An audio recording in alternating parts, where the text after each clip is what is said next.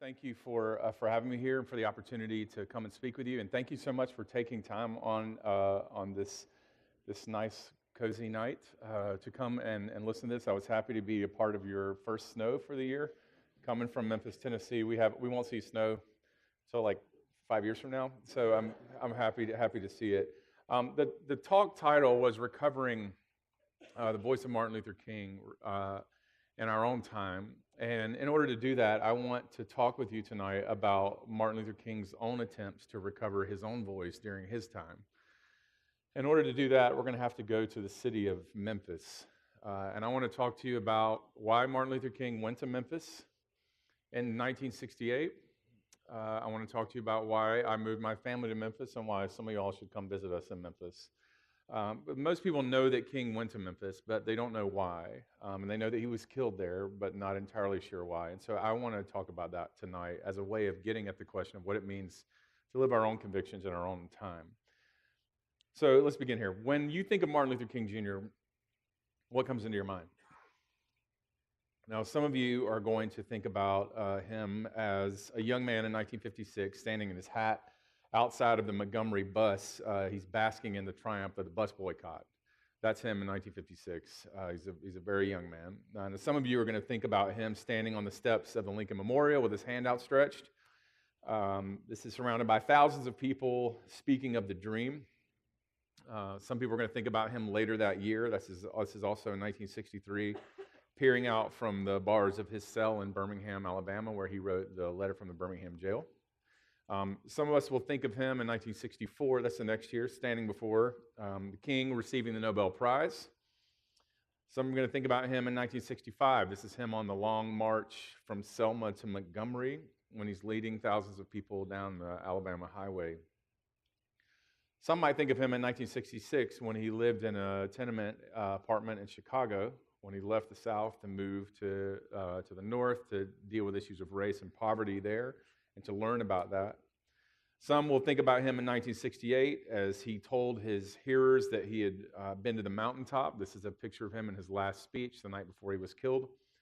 And some will inevitably think about him on his one of the last photographs of him the next day, lying on his back, dying in the balcony of Lorraine Motel, which is about 2 blocks from where I work, as his friends pointed to the sky looking for his murderer. Now, these are the most famous images of King. They're taken of him at different moments, mountaintops of significance in his life, and they suggest the story of coherence, this movement that went from Montgomery all the way to Memphis, this man who pressed forward with almost unimaginable vision and courage, and who, though he would not get there with us, told us about a promised land of a new America and assured us that we would get there. And you know what? You should think about him in these ways. Because the classical era of the civil rights movement, that's roughly 1954 with the Brown versus Board of Education decision to 1968 with King's assassination, that was an incredible age of American social transformation. It just was. And think about it. In 54, the Supreme Court strikes down Plessy versus Ferguson, with its cynical doctrine of separate versus equal within the Brown versus Board of Education decision. In 56, Montgomery buses are integrated. 57, Eisenhower signs the Civil Rights Act, the first one of those, into law. The schools were integrated in Little Rock, Arkansas. In 1960, the sit-ins in Greensboro, Atlanta, and Nashville forced the integration of lunch counters around the country. And Ruby Bridges, a little girl, captured in a painting by Norman Rockwell, integrates the New Orleans school system. 1961, the Freedom Rides forced the desegregation of national bus lines. 1962, James Meredith enrolls in the University of Mississippi. 1963, 250,000 people gather in Washington, D.C. to hear King's dream speech, and the schools across the state of Alabama are desegregated. 1964, King wins the Nobel Prize. And as a result, what you see is he grows into international prominence, and at the same time, hundreds of college students descended upon Mississippi, including some from this university, to register African-American voters, and as a result, the poll tax was abolished in the South, and the Civil Rights Act was signed into law. A new Civil Rights Act was signed into law by LBJ. In 1965, the Voting Rights Act is signed into law. Now, that's a lot in 10 or 11 years. There's a whole lot of changes happening. And that's a period more than just about any in history when Americans saw the civic possibilities of fusing moral commitments and social action. And we saw that this promised land of a new nation seemed within reach, and King was not only there for that period, he was central to the work of bringing it into being. He presided over it with his vision and with his language. And so these images that you've seen of King, of this life of coherence and impact, they tell a true story. But they don't tell the whole story. Because as much as we're conditioned to imagine King on these momentous occasions, the truth is that most of his public life was not lived on the high ground of public progress, but in this shadowed and solitary wilderness, spaces in between those mountain experiences. Indeed, in beginning as early as 1956, in the very midst of his first public triumph in Montgomery, the wilderness began to close upon him. And you begin to see the wilderness that would soon engulf King in this photograph. This is one of my favorite photographs of King. This is what he actually looked like most of his public ministry. This. You see that look in his face? And I want you to stare at that. Now, part of this wilderness that King experienced, this sense of being bewildered, was external to the movement. He saw the resilience of white supremacy, the flagrancy of white hate, the casual nature of white violence, and the blindness of white allies. All of those things clung to him like dust all of the time. They saturated his existence. But these external malignancies, they were terrible, but they weren't the heart of King's wilderness. The heart of King's wilderness, the barren core of the look on his face right there, came from forces not external to the movement, but internal to the movement. Here's what I mean. One of the most amazing things about King and his leadership is the degree to which, at a relatively young age, his vision for what the civil rights movement in America should look like emerged almost fully formed in his mind, in terms of its moral vision, its tactical approach, its institutional form, and its social impact. It was clear in his mind very early, as early as 1955. And here are the features of the civil rights movement that King was pursuing. There are 4 of them. He thought it should be rooted in a Christian ethic of love. He thought it should be expressed through nonviolent direct action. He thought it should be sustained through collaborative partnership. And he thought it should be consummate in the beloved community. I'll say those 4 things again. He thought it had to be rooted in an ethic of Christian love. He thought it had to be expressed through nonviolent direct action. He thought that it needed to be sustained through creative partnerships and consummate in the beloved community. These are the 4 core features in my judgment of what King believed the civil rights movement should be. They constitute his vision, his understanding. And while his understanding of the meaning of these things thickened over the course of his life, it did, and changed in some ways, my own view, which differs from some who propose that there's an early king and a late king, my own view is that he held this basic vision of the civil rights movement throughout his entire life, from the beginning until he was killed. And there are lots of reasons why I think that. We can talk about it, question and answer if you want. But I want you to understand that almost from the beginning, every one of these 4 elements of his vision of the civil rights movement would find resistance from the other people who saw themselves as a part of the movement and who saw that movement as different from him. And in this moment, I'm not criticizing them. I'm just simply pointing out the fact that there was this deep tension inside of the movement itself. So take, for example, his ethic of love, which was foundational for him. King believed that his work was fundamentally an expression and was finally accountable to a Christian ethic of love. It was love that drove him forward, and it was love that sometimes held him back. But to many of his fellow movement members, King's insistence on love seemed naive. This is not a slight on his followers. I mean, love is difficult under the easiest of circumstances. Faced with hate, love can seem impossible. Faced with violence, love can seem complicit and immoral. And so a lot of people around King who marched with him believed that his ethic of love needed to be rejected, and they sought to root the movement in other soil. And I'll talk about that soil in a minute. But his foundational ethic was rejected by many people who marched and worked with him. Think about his commitment to nonviolence. King believed that nonviolent direct action was the highest civic expression of Christian love. Nonviolent direct action is the highest civic expression of Christian love. But to many of his fellow movement members, this commitment to nonviolence was an emasculation of black personhood and a capitulation of the status quo.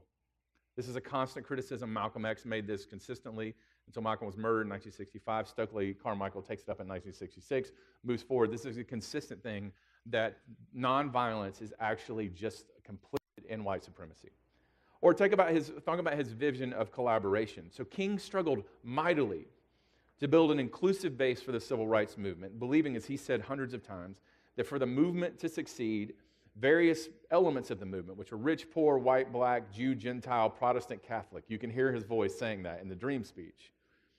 He thought all of those people had to work together, that there couldn't be all of these disparate movements, that there needed to be a movement where all of these people came together. But to many of the other movement members, that collaborative burden was unnecessary. They didn't have time to wait around for clueless white folks. That's not what they were going to do. And they felt like it was a tacit grab for control because they thought he wanted to organize everything under his organization. So people were constantly resisting his notion for collaboration and going off and doing their own things. And think about his desire for beloved community, which he thought was the goal. He believed that the movement could only be complete not when people had freedom or power or equity, but when American society merged into a whole called We the People, marked by liberty and justice for all. But to many of his fellow movement members, many of whom were simply aspiring to freedom and equity for African Americans, this vision of the beloved community seemed just a bridge too far. That's not what we're doing. We're more political realists than that. Okay? And so each of these perspectives stood in fundamental opposition to King's vision of the civil rights movement. And these weren't merely academic contests, okay? They broke relationships, they changed institutions, they split the movement apart. These oppositions were really important. So much so that by 1965, this is important for you to understand this, by 1965, King's vision of the civil rights movement had in fact begun to collapse. And by the winter of 1967, just months before King was going to go to Memphis, the collapse was complete. People were not interested in what King was doing in the civil rights movement. Very few were interested. The white liberals had abandoned him because of his opposition to Vietnam. The Black Power movement had abandoned him because of his religious baggage and his Uncle Tomism.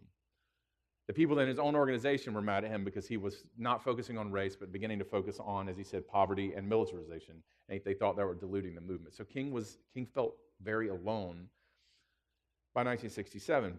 And so King entered into the wilderness, and in 1967, 1968, he was depressed, he was overweight, exhausted, and alone. And he wrestled a lot, not only with what it was that had happened over the past years, but he wrestled deeply over the question of what would happen now.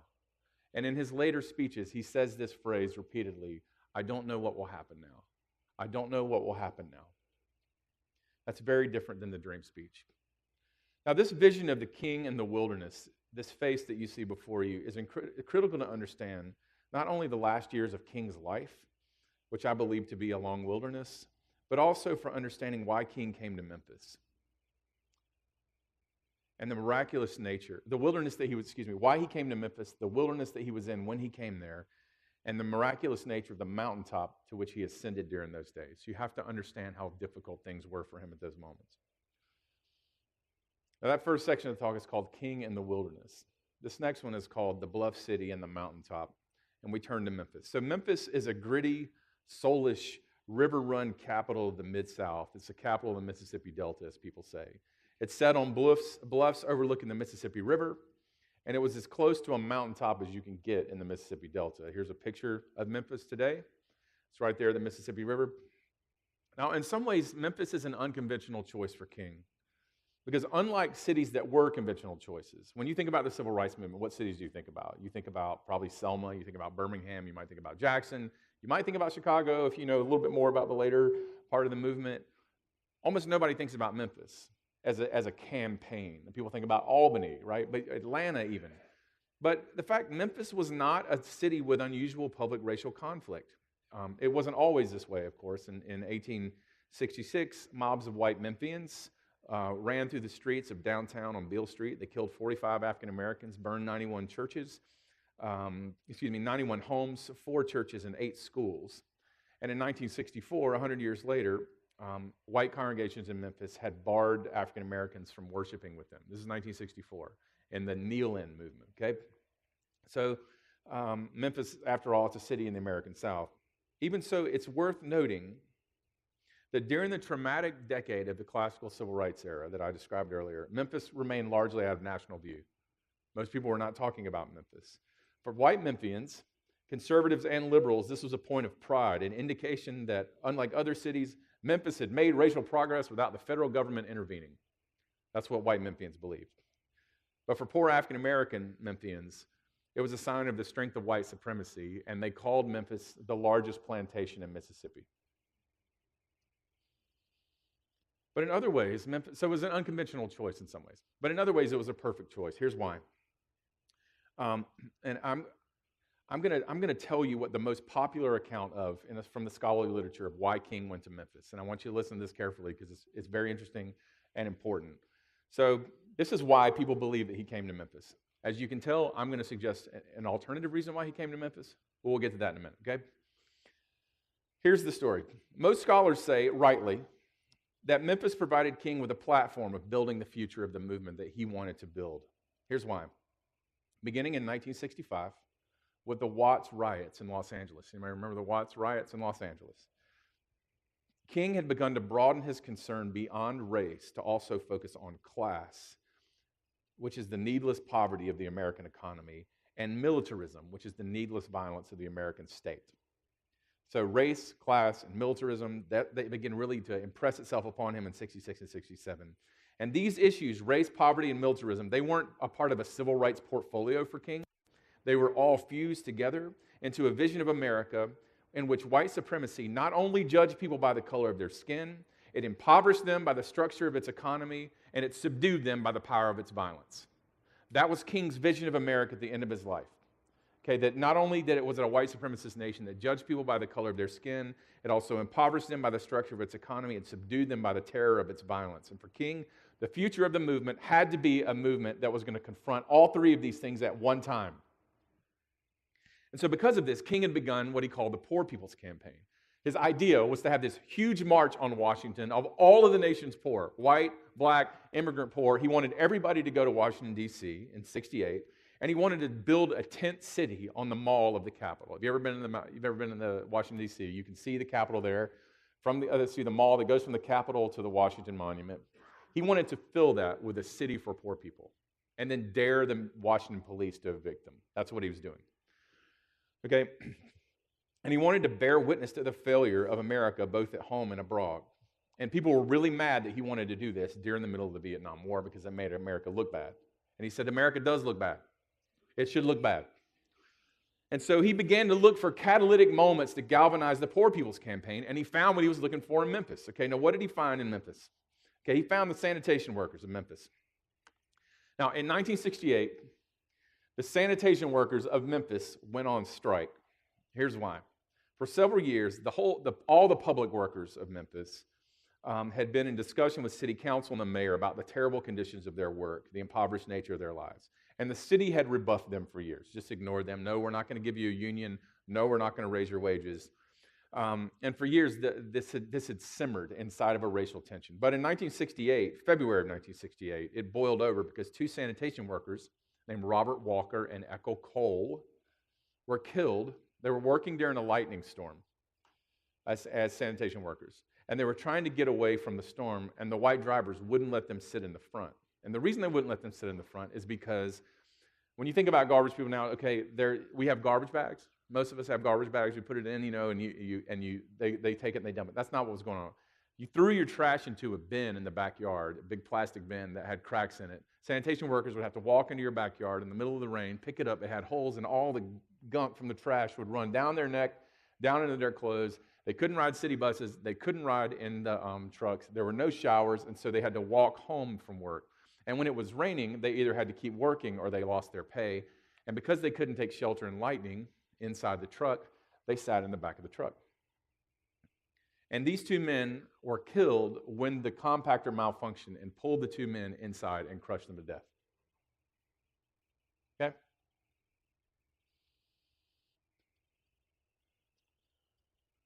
Now, upon hearing the news, the workers determined that they'd had enough, and so they began to organize, and they decided that all 1,300 of them were going to go on strike until the city recognized a public works union who could advocate for their interests.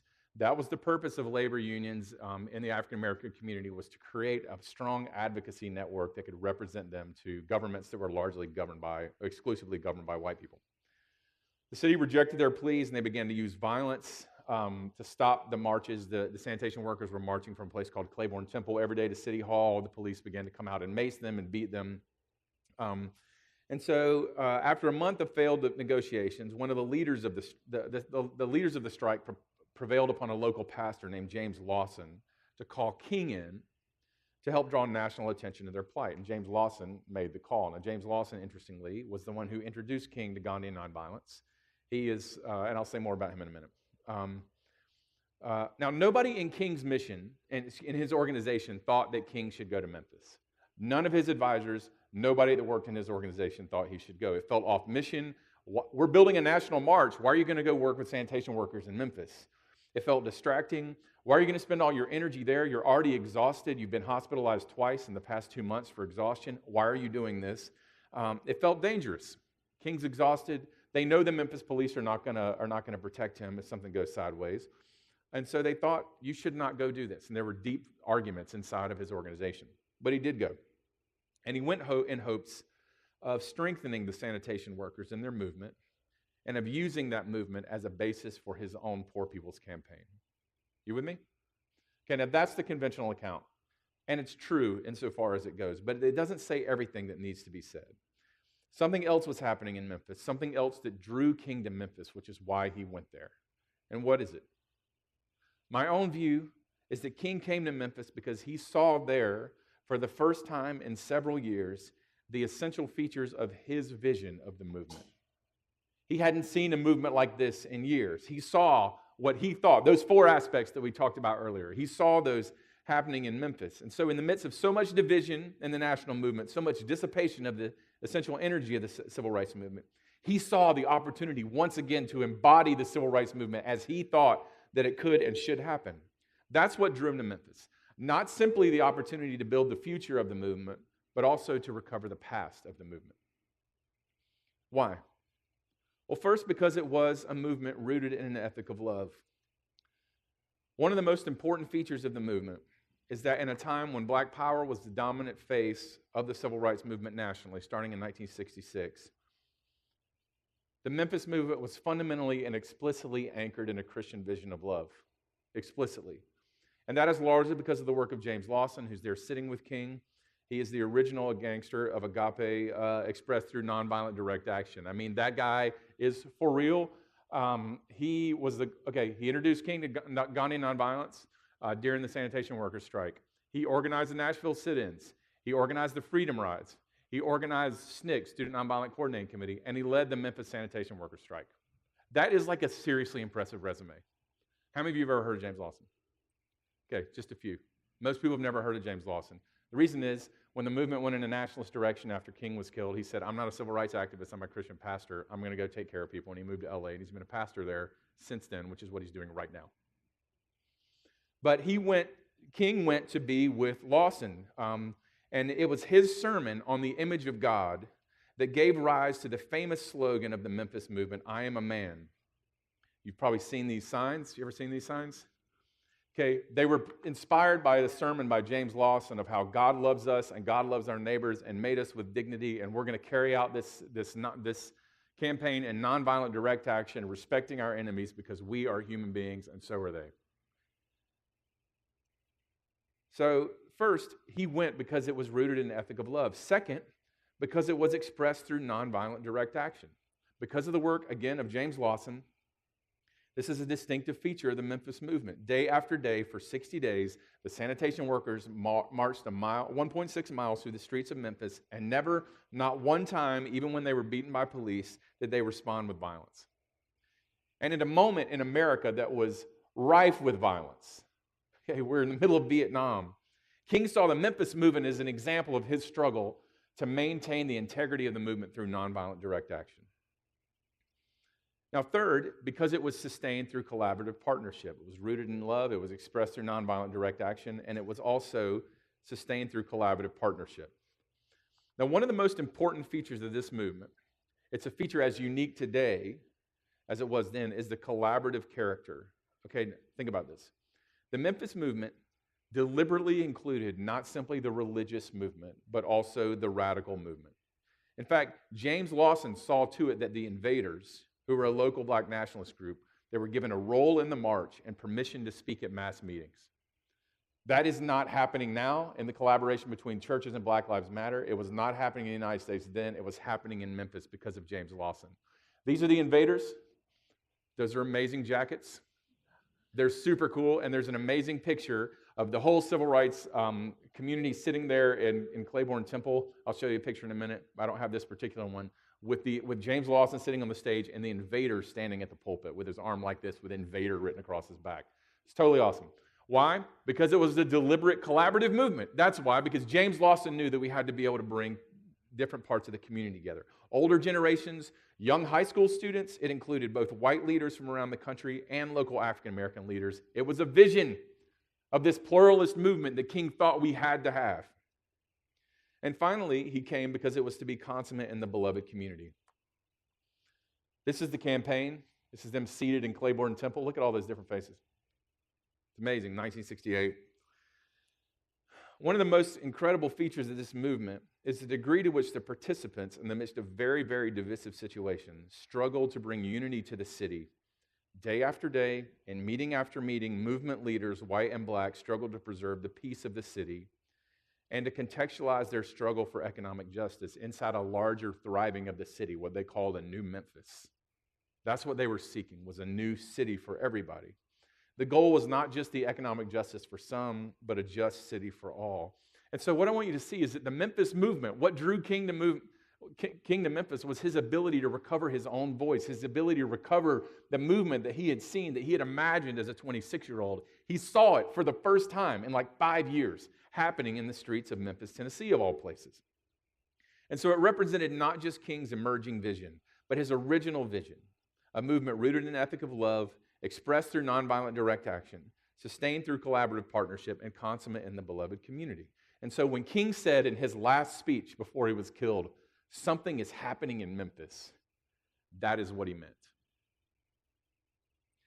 Now, the history of what happened next is sadly familiar to most of us. King shows up in March of 1968 to lead a community march from a church called Clayborn Temple towards City Hall. And so it was March, the end of March 1968, and nearly 15,000 people came. And they filled the street, they filled the alleyways, they filled the church from across this city. And they left the city and they went on the march. Here's the sanitation workers leading the march. King is behind them, which I love. He refused to walk in front of them. He's behind them. And so at some point, as his movement makes its way up Beale Street, anybody here been to Memphis? Okay, you ever heard of Beale Street before? Okay, Beale Street, like rock and roll blues barbecue. That's what's happening. It's an amazing place. It's a block over from Clayborn Temple. They come out, they walk across the alley, they go to Beale Street. They're coming up Beale Street. Some of the invaders and some of the teenagers who idolized the invaders began to break storefront windows on Beale Street. Now, because of the size of the crowd, it's nearly impossible to develop a coherent plan of response. They weren't prepared for this to happen.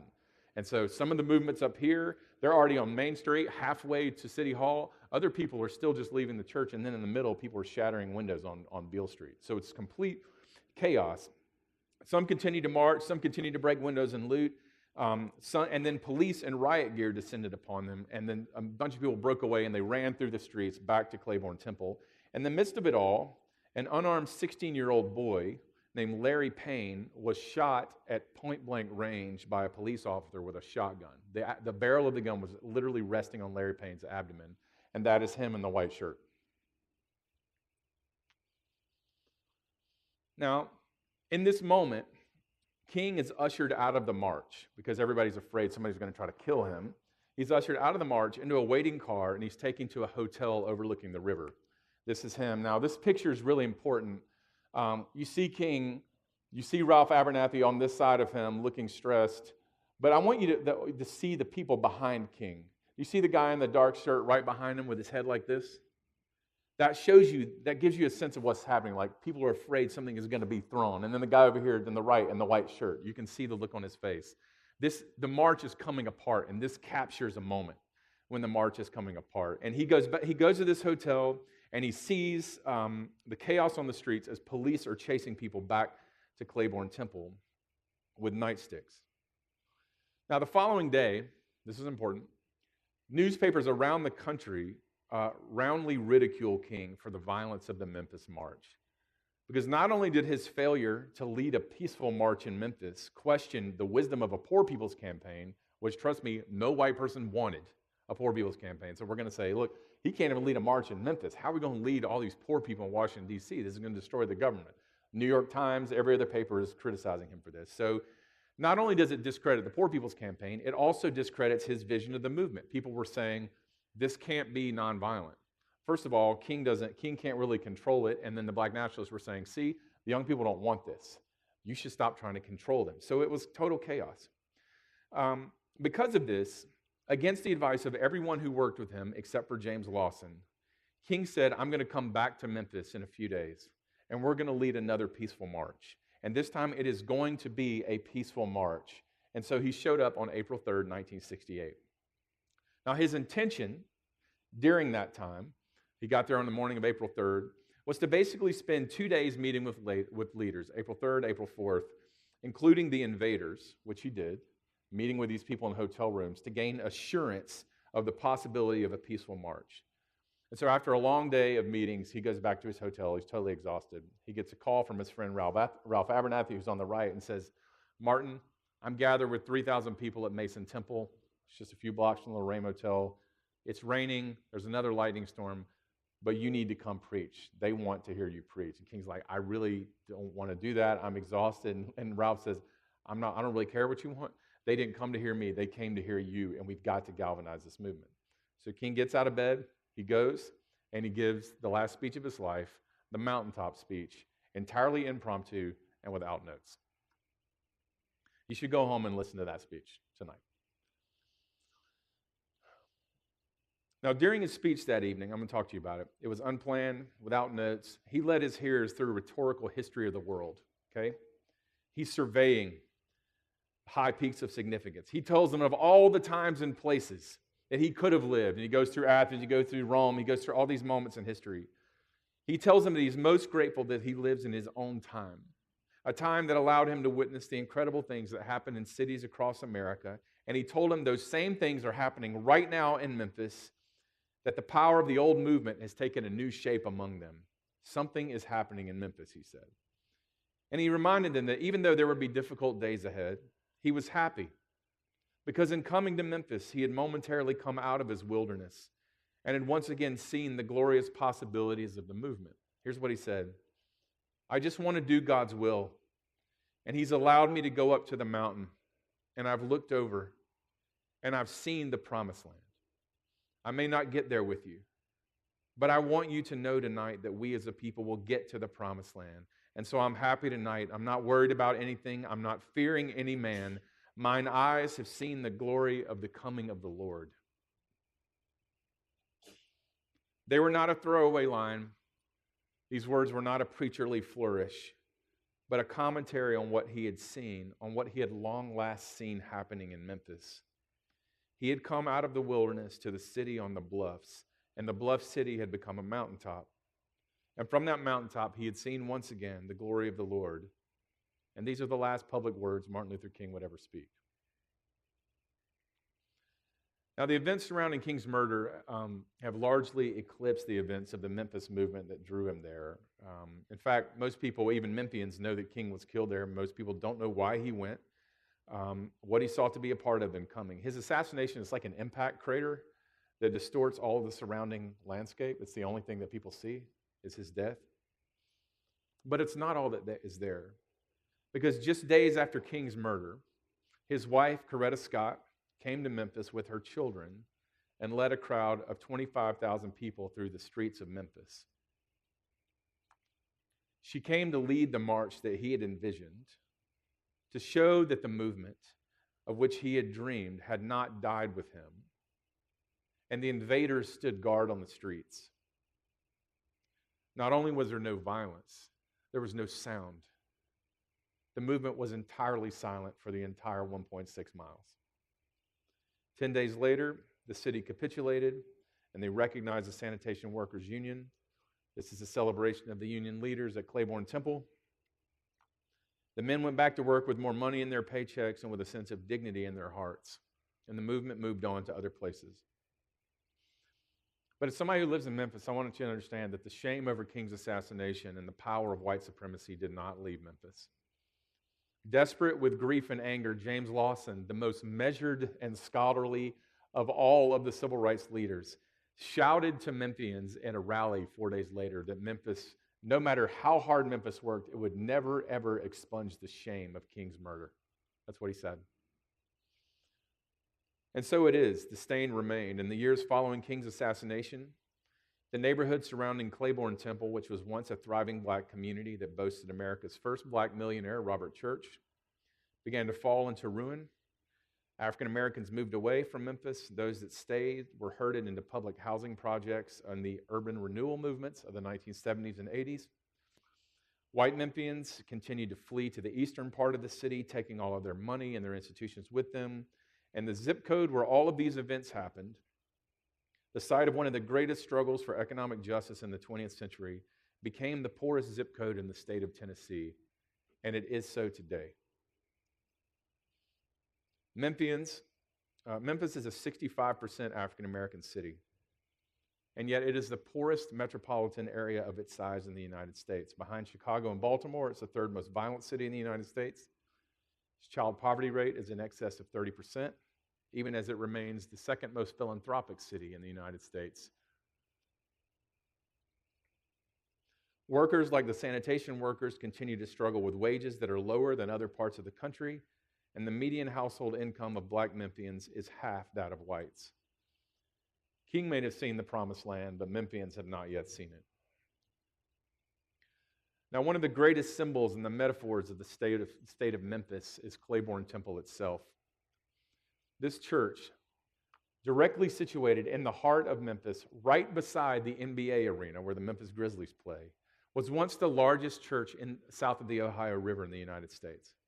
But when the Memphis economy fell apart, and with it the black institutions that sustained African American life, Clayborn followed suit, and it closed its doors in 1980s and fell into almost total ruin. This is a photograph of Clayborn Temple 2 years ago. The same church where you saw all those people sitting in those pews. This is it. In fact, it was so bad that in 2016, the city was preparing to condemn the building and tear it down. And to prevent this from happening, imagine the politics of this, a white Memphis real estate developer stepped in and bought the church for $50,000. But he made a promise to the AME denomination that he would not simply save the building, but would restore it as a living memorial to the events that happened and an ongoing catalyst for civil rights movement work. In 2017, I joined the team that's overseeing that project, left the University of Virginia. And I'm working with our partners there to do three things. The first thing we're seeking to do is restore Clayborn's historic space. And I want you to see this. We're seeking to restore Clayborn's historic space. We put this beam in. You see this big metal beam that's going over here on the left. Restored the floors, put fencing around to make sure that people didn't fall. We raised the chandelier back up as it's not in this picture. We put a big net so that when things fall out of the ceiling, they don't hit anybody. They do fall out of the ceiling regularly. But in 2017, last year, the National Historic Trust selected Clayborn to be one of its national treasures. There are only 80 of those in the United States. So, for example, Thomas Jefferson's house is one of those. And through partnership and the generosity of donors, we're beginning the process of a full physical restoration of this building in the spring of 2019. We've raised $4 of the $5.5 million it's going to take to restore the building. That's the first thing we're doing. Second, we're seeking to re-engage Clayborn's social mission. And this is important. One of the tragedies of the civil rights story in Memphis is it's basically told as a story of death. If you go to Lorraine Motel, the National Civil Rights Museum, the focal point of the museum is the balcony where King was murdered. Has anybody ever been in the National Civil Rights Museum in Memphis? Okay, you know that that's what happens. You go to that, and it's a really important place to be, but that's not the story of the civil rights movement. It's not a story of murder. It's a story of living people who did amazing things. And so there's a human dignity and the power of love, and one of our goals is not simply to tell the story of the things that happen, but to continue to make those things happen. And we're doing that in a couple of ways. We're doing it through creative programming. The first thing we did is we built Again, in the poorest neighborhood in the state of Tennessee, we built an I Am a Man Plaza. This was a vacant lot and completely wrecked, as you might imagine. We built this plaza there, and it's a permanent public art memorial directly beside Clayborn Temple. And here, in one of the poorest and most violent neighborhoods in the city of Memphis, we erected a monument to the image of God. And as you can see, it's reflective steel, so you see your face in it. And carved on the steel on one side, it's bronze on the other, are the words to King's last speech. This is it at night, which I love. And around the base is a quotation from the sermon of James Lawson, where it says, you can see where it says, "You are men, you deserve dignity." Right? This is the image of God sermon. And on the wall behind it, those are the names of all 1,300 sanitation workers. So we're seeking to do creative programming through the arts to bear witness to the reality of this movement. The second thing we did in creative programming is we wrote a musical, a soul and hip-hop based musical called Union. Has anybody ever heard of the rapper named Sho Baraka? Anybody ever heard of Sho? So Sho is a friend of mine, so we co-wrote this musical, and it was performed in April of this year at the 50th anniversary of King's assassination. We had 3 sold-out shows, and to my utter dismay and delight, it's going on a national tour starting in January, as we use an all-black Memphis cast and an all-Memphis band, and it is so fun. So imagine like if there's Hamilton, which uses rap lyrics, but it had a Memphis soul sound underneath it. That's what you're dealing with. So we definitely should roll that thing on up here. So you should see it. So we wrote Union the musical. We're now preparing for national tour. This is the cast after opening weekend, which is really fun. And so we're also building a community choir, and we're doing creative partnerships with Black artists to basically come in and tell the story of the neighborhood through Black arts. It's a fascinating and wonderful project. We're also doing educational formation. We are starting internships so college students can come and work there. In the summers, we've started a high school leadership fellowship named in honor of Larry Payne, or the 16-year-old boy that was shot. And so if you're in high school, it's a competitive leadership fellowship. You can come and work at Clayborn Temple. And we've started what we call the James Lawson Residency Program, which is for people who are training for clergy ministry, for people we have artists in residence, people who are doing urban planning, city planning work, community development, and then civil rights historians. We're raising money for paid fellowships for people to come and work at Clayborn and tell the story of the Memphis movement in their own work. It's all at the very beginning, but I am incredibly excited about re-engaging Clayborn's mission. And the last thing we're doing, we're rebuilding the space, re-engaging the mission. We're renewing Clayborn's surrounding neighborhood. Now, most of this is filled with vacant lots, struggling businesses, poor maintenance, substandard housing. And what we're trying to do is restore this to a thriving African-American community with Clayborn Temple at its center. And because of this, we're developing what we call a model of restorative development. We're trying to assemble about 20 acres of land in the heart of downtown into a land trust because we know development is coming, but we don't want displacement to happen when it comes. We're basically working with residents right now to design the future of that community, which is a pretty amazing thing to do. Now, here's what I want you to understand. In each of these things, we are explicitly driven by King and Lawson's vision. We're very self-conscious about that. Their vision of the civil rights movement, to root our work in a Christian theology of love, to express it through nonviolent presence in our community, to sustain it through collaborative partnerships, and to orient it towards beloved community. In other words, what we're trying to do is continue the campaign. And so when Danny said, I want you to talk about what it means to recover the voice of MLK in our time, it's a voice, but it's not just a voice, it's a work. And I wanted just to give you this living example to say, we think this is the kind of stuff that it means. We think that it means to go into these places and to say, we're going to do this movement here. And our hope is that people in our city and around the country will one day simply say, not simply that something happened in Memphis, but that something is happening in Memphis right now. And my hope is that they and people like you will come and join us, and that you will do the same thing in your own communities. And in this way, we'll make King's last campaign in Memphis a campaign that will last. Thanks so much for listening.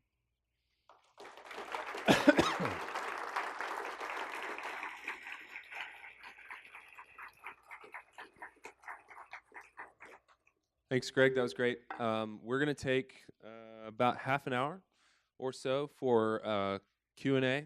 And so I will have a mic that I'll be coming around to people that have questions, and so will Melissa over on that side. Just one quick question, maybe to get us started. I don't even know if you're able to answer this. We'll see. Yes, we will see. So I think one of the challenges for moving into a society, kind of armed, or maybe armed is the wrong word, but with the spectacles of love on, like I want to move into the city, I want to follow King's vision into the city, to engage with the city as a lover. One of the challenges, I think, is discerning what the common good is. How did King's, I don't know, let's pose a question this way. How did King's moral and theological vision shape what he saw as the common good? And then what are some lessons we can maybe take from that? Yeah, so the language of the common good, can you hear me okay? Language of the common good can be complicated because people are afraid that, okay, this is my vision of the common good, and so I'm going to impose that upon you, and it means like good coffee and fixed gear bikes and bike lanes, and that's what the common good means, right? Just to throw out some examples that may or may not be relevant to Madison. Okay, and so I think it does get complicated over time, but you have to understand that what we're dealing with here is very basic human needs, and this is how King approached this. He's like, people need to have agency restored to their lives so that they can participate in choosing what the good looks like. People right now, they don't have educations, they don't have food, they don't have care for their children, they don't have transportation to get to work, they don't have any assets to leave to their children, which means they don't have power, the ability to contribute to the notion of what the common good is because they're surviving. And so King's basic thing here was not to say, we're going to do some utopian vision of what the common good is, and then we're going to go sell that through community engagement meetings and hope people sign on. It is, we're going to give residents what they need to finally have stable lives so that they themselves can determine what the common good is. So it's not a social engineering project. What it is a support of people, giving them the basic things that they need so that they can build the common good. Because he was deeply optimistic about people's capacity to build a good society if they simply had the resources afforded to them to do that. White folks surely can do that. I mean, we designed all kinds of things that we think are awesome. It's like, why can't everybody do that? It's not about us deciding what the common good is and then going and pitching it. It is giving people the capacity to participate in that in a democratic way. That's what he would say. We'll open it up to any questions you guys have now. So what drew you to do this work or this calling? Yeah, so it's I'll try to not make this too tedious, okay? Part of it is autobiographical. I'm from a small town in South Carolina. My grandfather was in the Klan. My uncles were in the Klan. My great uncles were in the Klan. So we have some racial baggage. I'm understating. And I knew that. I didn't know that early on, but I discerned it later. When I first became a Christian, it was in the context in the 80s of the evangelical racial reconciliation movement, which is both good and also has some problems in my judgment we can talk about if you want. But early on, I thought, wait a minute, this is really, racial issues are really important. Because growing up in the American South is a little bit like growing up in Johannesburg. Okay, there is just de facto segregation everywhere, and you just have to deal with it, and to confront it. And as a Christian, I felt like, okay, part of my work is to deal with this, and so racial reconciliation was a big part of my work. Then I went into pastoral ministry, and I began to do what Reformed pastors do. I was talking about creation, fall, redemption, consummation, and the transformation of all things, and the renewal of culture, which I believe in. But my black friends were like, but why don't y'all ever talk about white supremacy as a backdrop to this? It's just all like y'all are taking on modernity. But there's no mention of white supremacy. And I thought, okay, that is true, and I need to understand that more. I was interested in the way that religion and culture interacted, so I did a master's and a Ph.D. at UVA on that. I entered into that program thinking I was going to do something like study Augustine or somebody like that. I ended up realizing, okay, what I'm trying to do is study a community of faith that acted as a minority community to transform the society. I wonder what community did that. Maybe I should think about the African American church. So I started reading, and then I thought, I want to do my Ph.D. on King. And I knew almost nothing about him except the dream speech, which I'm embarrassed about. And then I spent 10 years doing nothing, essentially, but reading African American intellectual history, American political history, everything that has been published that King wrote, and all the sources around that. And I began to have this vision of, wait a minute. And I'm going to say this, and I absolutely mean what I'm going to say. I realized I live in the longest standing white supremacist nation in the history of the world. Oh my God. I didn't know that. I thought just like my grandpa and the white sheep people were like the white supremacists. No, there's the whole infrastructure, the police system and the educational system and the housing laws and all this stuff is like dawning on me in my 30s, which I'm totally mortified by. It was that late. So I remember I was actually at a cabin in South Carolina writing my dissertation, and what I was doing is I was researching the notion of what it meant to be a human being that was used by American Christian pastors to sustain slavery. And I just thought I was going to get sick. And at that point, I thought, okay, I have got to do something about this. I'm a pastor of a large Reformed church in a university town. I kind of have the dream gig, that people in my field want to have, but I know that I have to deal with race and equity issues, and I don't know what to do about that. I'm coming back from a vacation with my family where we're celebrating the fact that I finished the Ph.D. We stopped at a fast food restaurant in a small town in South Carolina, so my kids could use the bathroom. I may be oversharing here, but there's a television in the room, and it's there that I see the news about the Charleston shootings. And I see the woman from the church, Mother Emanuel in Charleston, extending forgiveness to Dylan Roof on television. And I went into the girls' bathroom and got my daughters out, and I said, I need you to watch this because something incredible is happening right now in America. A month later, I had no anticipation of this. I am at a gathering in Washington, D.C. that was called by African American Christian leaders that asked white evangelicals to come and meet with them to talk about the role that white evangelicals play through their silence and through their obsession with racial reconciliation in keeping the structures of white supremacy in place. I get asked to come to that. So I show up. I don't know anybody in the room. I'm there. This African American pastor comes up and says, "You're the white dude who studied the civil rights movement, right?" And I was like, "I am a white dude. I don't know if I'm like the one. I hope there's maybe a couple, but I am a one." And they said, "We want you to speak tomorrow." And I was like, "What?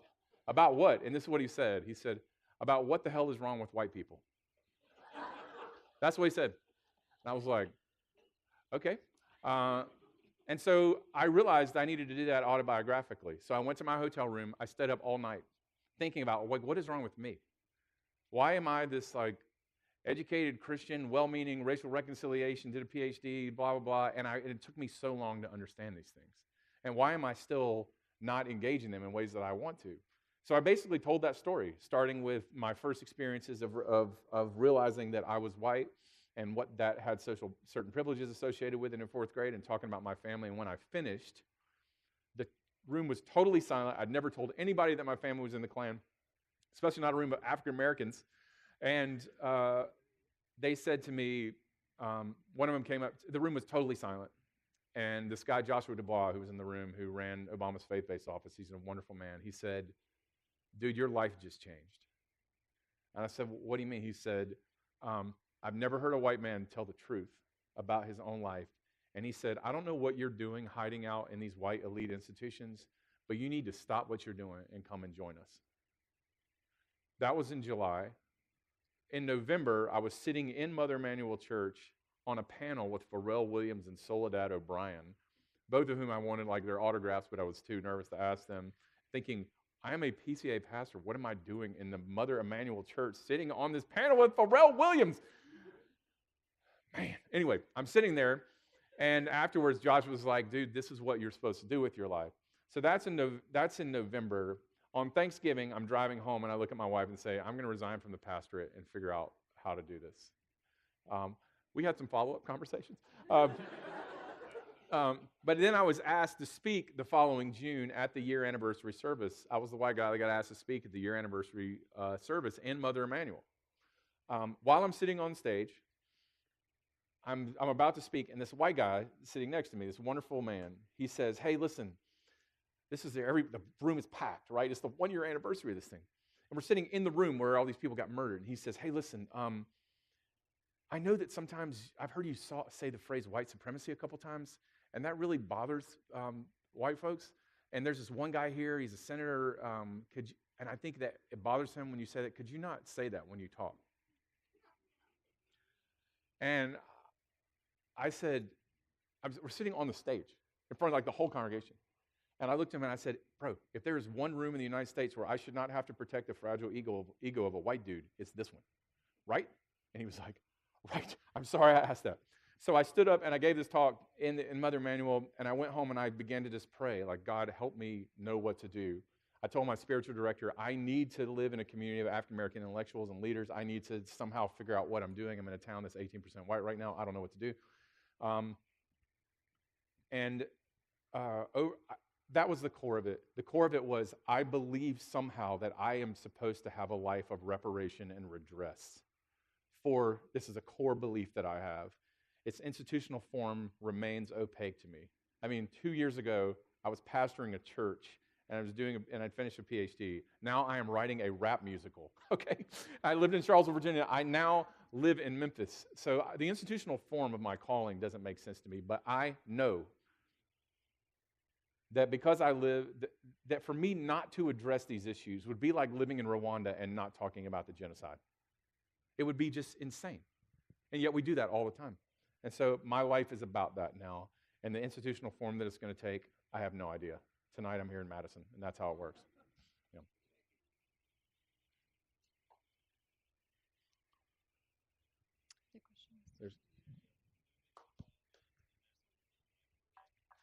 Sorry, say again, bro. What does the leadership of the movement you're involved in look like today in Memphis? So I'll say two things about that. The leadership of the movement is multipolar. The current civil rights movement is more like a cell network than it is a coherent movement. For example, Black Lives Matter is deliberately structured in that way. And so there are all kinds of people doing different things. So it's more like a loose network. That said, the people that I work with, I realize that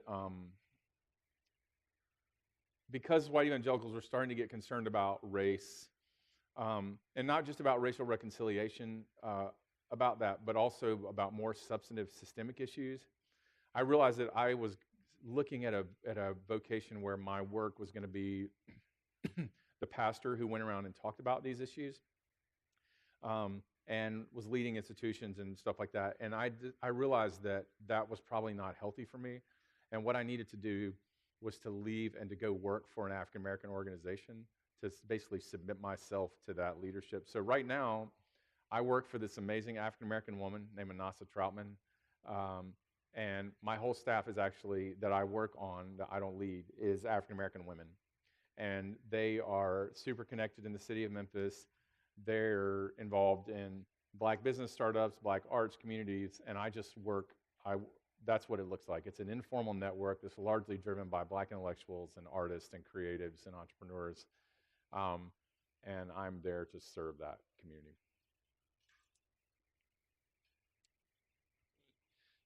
So sometimes you hear people talk about like the white savior complex, like especially in other countries, but the same thing happens here. So sort of how do you balance like being helpful without having this white savior complex? That's a great question. I can't really think about how I'm perceived, whether people perceive me that way externally, but I will tell you that I'm here because African Americans asked me to come here. And if they had not asked me, I would not be here. Like, not just like general African American, like the woman I work for. Every time I get an engagement or anytime I'm about to do something, I say, look, I don't want to be out front on this issue. I don't want to be the white savior. I don't want to draw attention to my story. Is this something that seems like something I should do that would be helpful to the movement? And so for me, it's like an internal discipline. And I was telling some folks at dinner, I said, do you want to come to Madison with me? And she's like, it is way too cold up there, and I ain't got time for all them white people. We got too much stuff to do in Memphis. It was hilarious. And she was like, I need you to go. Because I told her, I said, look, I don't want to go all over speaking. I was doing this in the church. She said, Greg, I need you to go and do this. Not because you're the white savior, but because this is your community, and you've done this work, and I want you to go be the voice in that community. So it's a constant checking of myself and asking her, what does this feel like to you? How does this feel like I'm doing this right or not doing this right? And I don't know how else to do it other than that. And I also don't ever go anywhere where African Americans are not inviting me. Either from within my own organization pushing me, or they're pulling me to go. So that way it avoids the I'm swooping in, to fix things. It's just, if you want help, I will be there. But I'm not going to decide that for you.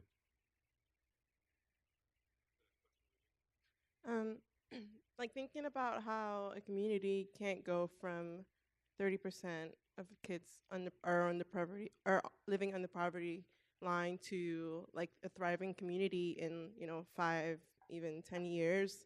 Like what aspects of all the stuff that's going on that you're involved in right now, or like would you say are super generational, like sustainable over several generations that it takes for that change to actually happen, that like excite you, or are you looking like specifically think that they are those things that can like sustain? So make sure I understand. If I heard you say that a lot of these things are going to be multi-generational transformations, but what are the things that I'm excited about that I feel like we can get immediate traction on? Is that, or things that I feel like will sustain over time? The highlights, yeah. Well, it's pretty early days for us. Like we're still raising the money just to restore the building, which is the seed of the rest of the community. That said, I'm excited about the role of African American artists that are coming into the community and giving the community a different story about itself. And some of them live inside that community, and I like the memorial here is something that I'm really excited about, because that's just there, and people walk by it every day, and I'm excited about the way that can be used to transform the imagination. I'm also excited over time about how the philanthropic networks in Memphis are starting to realize that they're going to have to invest an enormous amount of money into the African American communities, and I'm talking very openly with white philanthropic communities about helping them think about what reparations means, and not just reparations for slavery, but reparations for white supremacy in general, and saying like you actually have to think of your foundational investments as addressing these social issues and building the institutions that African American communities need, and then letting them have control of those institutions. And so I'm excited about the possibility of the reinvestment of capital. I'm excited about the possibility of enabling homeownership. As you know, like one of the biggest demarcators between poverty and not poverty in multi-generational setting, in a multi-generational sense, is the ability to hand your children inherited assets of any kind. And because of the way housing laws worked with redlining and things like that, homeownership is just still a huge deal that we're trying to address. Because homeowners get priced out of gentrifying neighborhoods. So like one example is stabilizing the property tax base for 10 years, no matter what happens, so that the people who own the homeowners there, their property values go up and their tax rates stay low, which allows them to build equity in their homes. These are just some of the strategies. But I mean, this is one little neighborhood, and we're talking about a massive country. But I'm excited about the energy around it, and I'm excited about the opportunity to build institutions that serve each of those kind of needs. Okay. Could you comment on voter suppression, sorts of current movements, and what we in this room might do about that? Voter suppression issues. Yeah, that is first of all, I'm not an expert on voter suppression. And I will say that I'm deeply concerned about that right now. So if you want to understand why sort of what's happening around the Georgia governor's race is important, then what you need to do is watch a documentary about the Freedom Summer, where people in 1964 were seeking to register African Americans to vote. Okay, in 1964, 7% of African American Mississippians were registered for vote. Okay? After the Voters' Rights Act of 1965 was signed, 76% of black Mississippians were registered to vote. Okay? And that is because it did not allow states to put under like overt racist logic or anti-immigrant logic or anything else to put barriers between citizens and the poll. It just didn't allow people to do that. As you know, the court case that allowed that was struck down a couple of years ago. The Supreme Court, Chief Justice Roberts said that was a decision that was made for the time, and the Voting Rights Act was declared unconstitutional. And as a result, what you're seeing is a return to state and locally controlled policies about how voters can access the polls, and you are in fact seeing a drop in brown people registration. That's what you're seeing. So you can make a technical point, as Chief Justice Roberts did, but the overwhelming data point for me is that there are people who are not voting for a whole host of reasons, and the part of the work of, in my own judgment, of the American government ought to be enabling, not setting up obstacles to universal suffrage. And so I'm very concerned about that. And I thought that the governor's race in Georgia is a very important thing to watch on this right now. I'm sorry I keep looking to the left. I know you're here. So I'm going to stand here. I'm looking to, I think that's a very important race to watch right now because of the implications of that.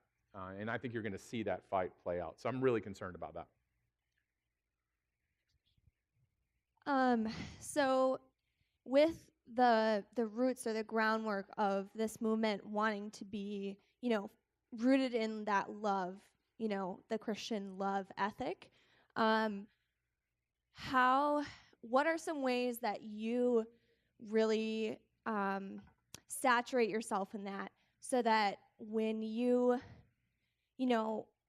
see all of just the heart-wrenching unfairness of life, you don't retaliate, in frustration to, like the white guy who sat next to you and said, "Can you please not say white supremacy?" Like, how do you respond in love to those that are still stuck in that system, and still perpetuating that system? Does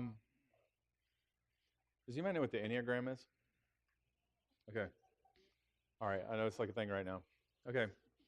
So I'm an 8 on the Enneagram, which means that when that guy said that to me, I wanted to kill him with his own trachea.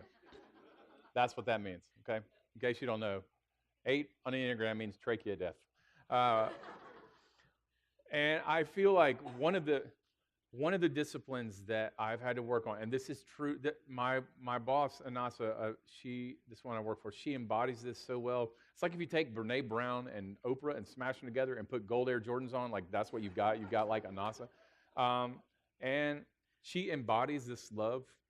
And I see her center herself because she's surrounded, because we're raising money and we're dealing with construction, she is surrounded by white Southern men who are in their 60s and older all the time, which is, I'm comfortable. But I see her centering herself, like, and saying deliberately, like, I'm going to see this dignity, and I think that's the work for me. And we were talking about this in another setting last night. I'm having to work on this with my children. It is a daily commitment in the midst of a culture that only wants you to dehumanize your enemies by seeing their weaknesses. It is a daily commitment to realize that that is not insight. What constitutes insight is seeing their glory, and that is hard won, even the glories of people that you think are fools. So, for example, I have a daughter who, for reasons I imagine some of you understand, has a very, very hard time with the current chief executive of the United States, okay?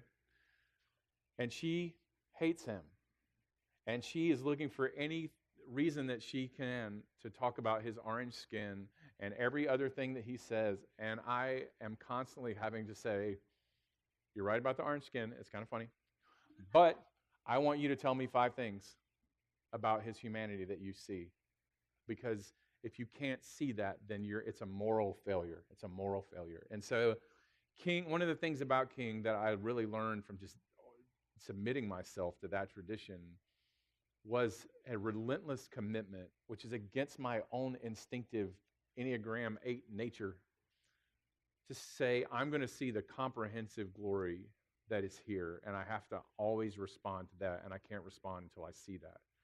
That's part of the discipline.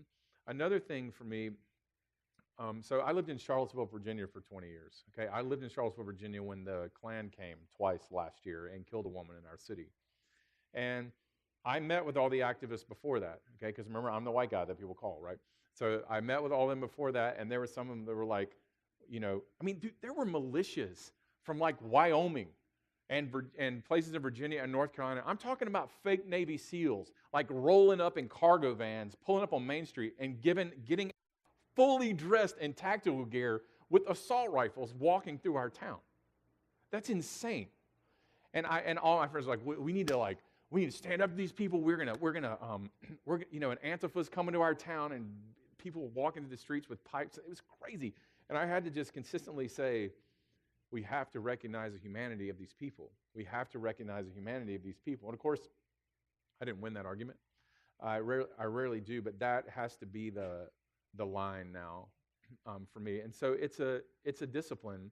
And I will say, as a white dude, it's particularly challenging. I don't know how deep y'all are in civil rights studies, but white people like King because he was nice to white people. That's the trope in sort of African-American studies. Like, oh, of course you did your Ph.D. on King. You sure we're going to do it on Malcolm? That's the thing. Like, yeah, you need a brother who likes you, okay?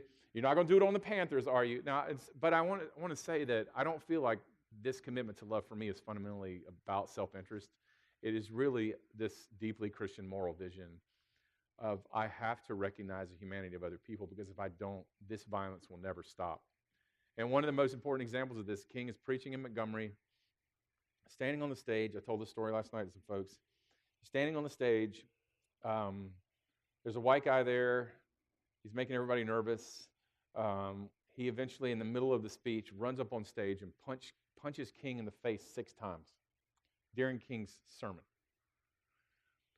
The crowd rushes the stage. This is going to be a bad night for this white dude, okay?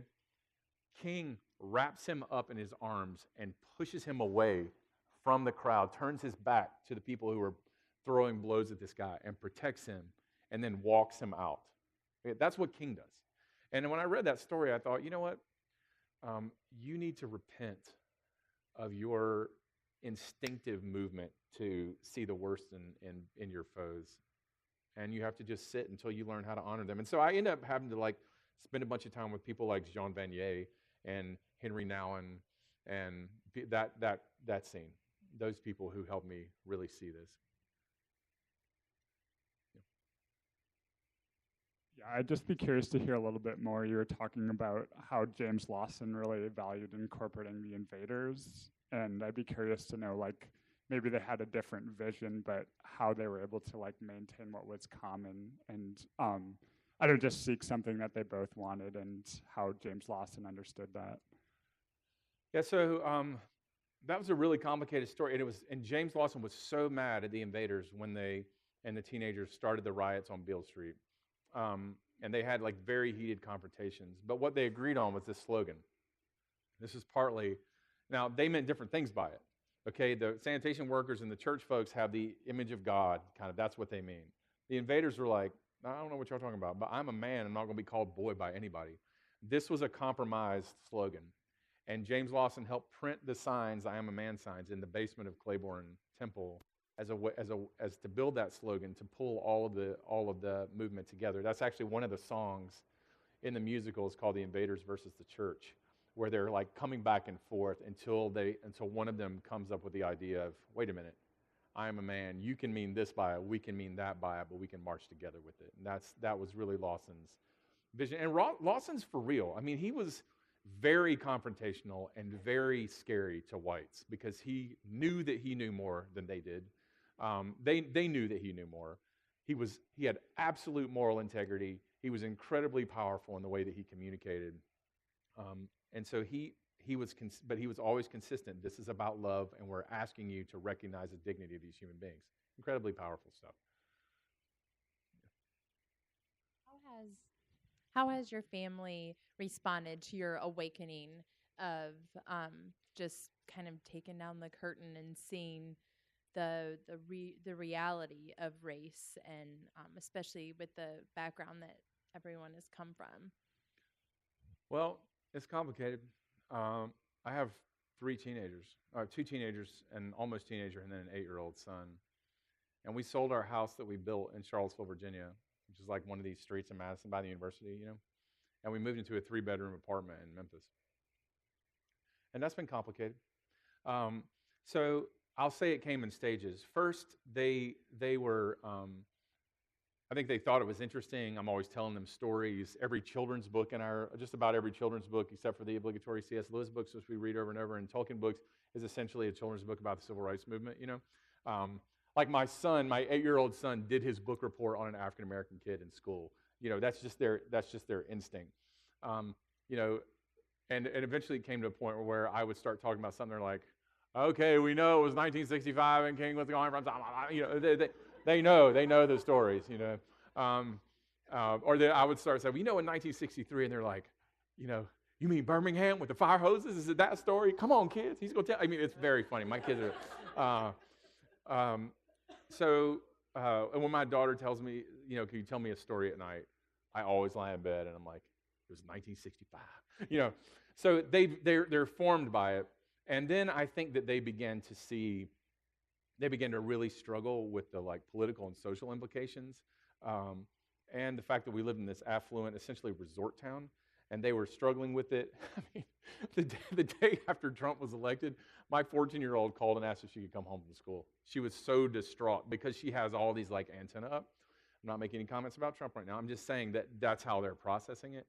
But when we moved to Memphis, which is a 70% African-American city, and we moved into this neighborhood, they were like, oh no, you're for real about that?